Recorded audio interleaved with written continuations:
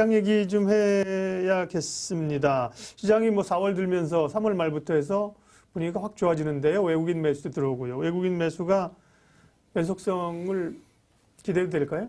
네네. 4월 달은 기대도 좋으실 것 같습니다. 네, 제가 지금 CFD라는 결제 계좌와 엮어서 외국인 수급에 대해서 전반적으로 풀이를 좀 해드리도록 하겠습니다. 예. 자, 4월 30일이 지나서 오늘이 3월 30일이 지났고 죄송합니다. 오늘은 4월 2일입니다. 예, 3월 30일 지났죠. 네. 그래서 지금 가장 그 제도적인 측면에서 우리가 주목해야 되는 것은 CFD라는 양도세 부과 이벤트인데요. 이게 뭐냐면 지난번에도 한번 설명을 한번 드렸잖아요. 아이고, 외울 게 예. 너무 많아. CFD. 네. 네. 요걸 좀 개념을 먼저 좀 설명해 드릴게요. 예. 실제로 주식을 매수하지 않습니다. 매수하지 않고 주가가 상승 또는 하락으로 인한 상승과 하락으로 인한 차익만 하루 단위로 정산받을 수 있는 장외 파생 계약이라고 합니다. 네. 네, 그래서 수익이 나면 챙기고 손실이 나면 돈을 집어넣고. 그렇습니다. 그게 파생인 거죠. 네, 그렇습니다. 그래서 이 증거금 일부만 넣고 돈을 다 풀로 집어넣는 게 아니에요. 조금 담보성의 어떤 금액만 좀 넣고 거래할 수 있어서 종목에 따라서 최대 10배의 레버리지를 일으킬 수 있다는 거고요. 비과세입니다. 비과세. 그래서 대형 개미라 하면은 자산가들이라든가 돈이 많으신 분들 있잖아요. 예, 그런 분들의 양도세 회피 수단으로 활용이 된 거죠. 자, 이 부분이 4월 1일부터 10%인가요? 예. 뭐 11%인가요? 네, 11인가 12인가 저거. 예, 11%. 11%. 예. 과세를 한다고 하니까 3월 말까지 매도를 하지 않았을까라는 생각이 듭니다. 근데 이게 수급이요. 외국인으로 잡힙니다. 수급이.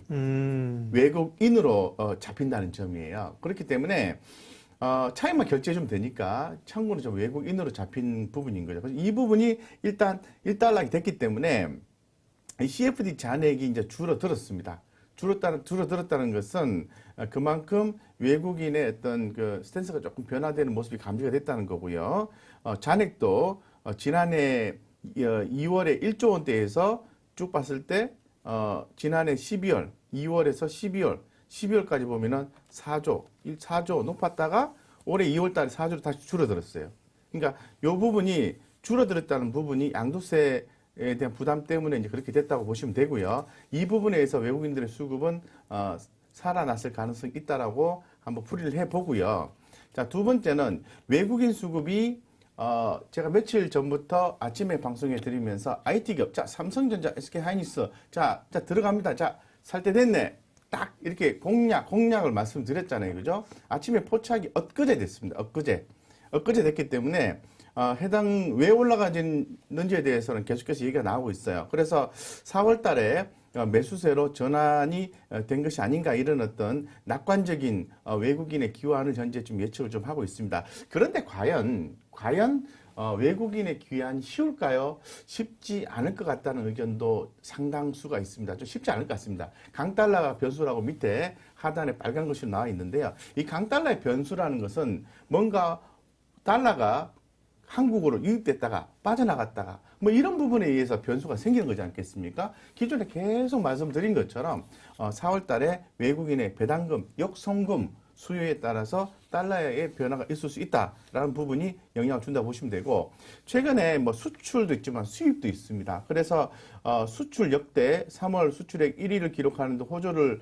잘 보이고 있습니다만은 수입이 증가를 하고 있는 상태라고 합니다. 현재 수입이 증가한다는 것은 아무래도 달러의 강세 요인이라고 볼 수 있는 거죠. 달러의 강세 요인은 미국이 좋다는 거예요. 쉽게 말해서. 그러니까 미국 쪽 돈이 간다는 얘기거든요. 그러니까 좀 쉽지는 않을 것 같다. 이런 얘기를 합니다. 이럼에도 불구하고 올해 그래도 시장에 대해서 커버를 하려는 의지가 상당히 있어요. 그 부분은 뭐냐 하면은 그렇다 하더라도 기업들의 실적이 올해 좋아질 것이다. 이런 얘기 계속 하고 있는 거거든요. 이런 부분이 외국인의 귀환을 막는 내용들을 커버를 할 것이다.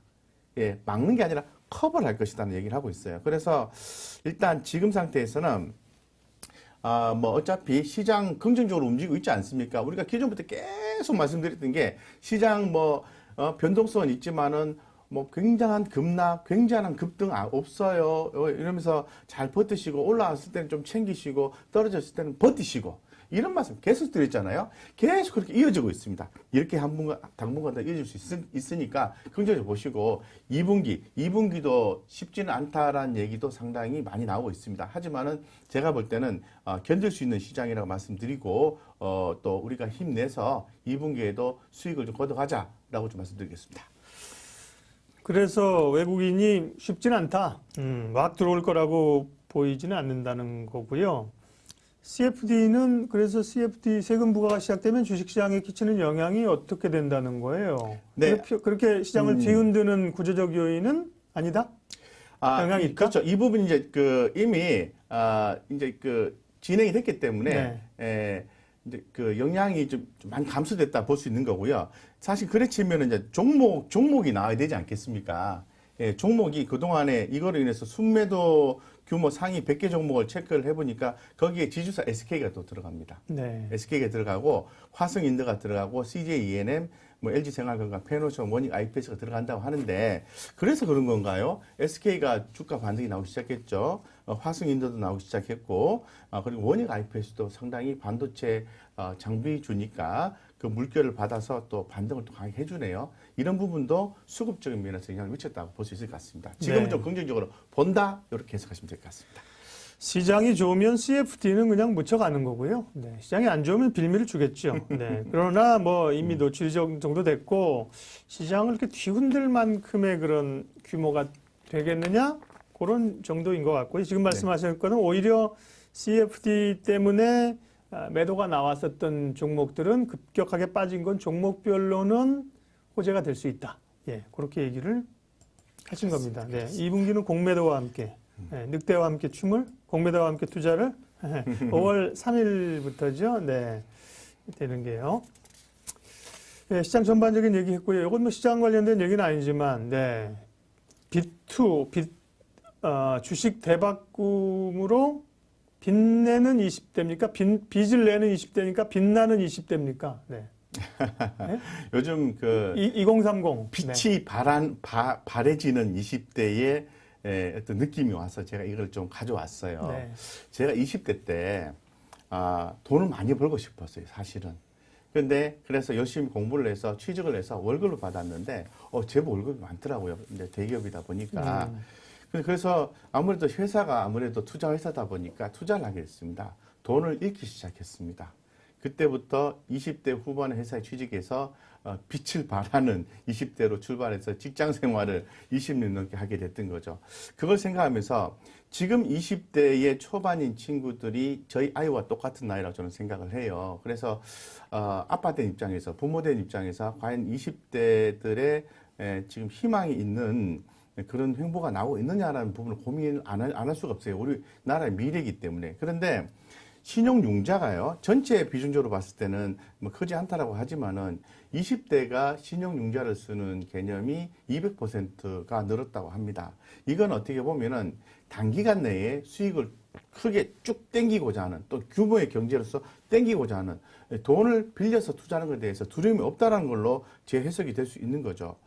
이런 부분들이 우리 20대 청년분들에게 영향이 미친다는 것은 대단히 저는 유감스럽다고 생각을 합니다. 근데 그걸 막을 수는 없지 않습니까? 자본주의 시장에서. 그래서 좀 많이 염려가 된다는 차원에서 좀 이거를 좀 고민을 해봐야 되겠다는 생각이 막는 게 아니라 들었습니다. 증권사에서 뭐 고리로 돈 빌려주면서 그러게요. 수익 쏠쏠이 챙기고 있는 거죠. 예, 그래서 이거는 사실은 그냥 말씀을 드리는 수밖에 없는 것 같아요. 예. 이제 먼저 투자를 예. 투자 인생을 살아온 그 선배들 입장에서 20대 후배님들한테 말씀을 드리면은 투자는 일단은 레버리지를 안 일으키고 자기네 본 금액을 가지고 충실하게 수익을 내는 게 훨씬 더 리스크를 줄이는 방법이다라고 한마디로 좀 일축해서 말씀을 드리고요.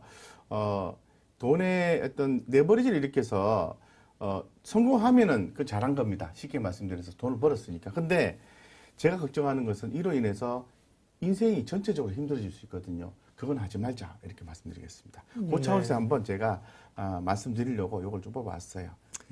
투자하는데 사업하는데 빚을 내는 게 옳으냐 옳지 않느냐. 돈 번 사람들은 다 자기 돈만 가지고 투자해서 돈 벌었느냐 사업했느냐 아닙니다. 네.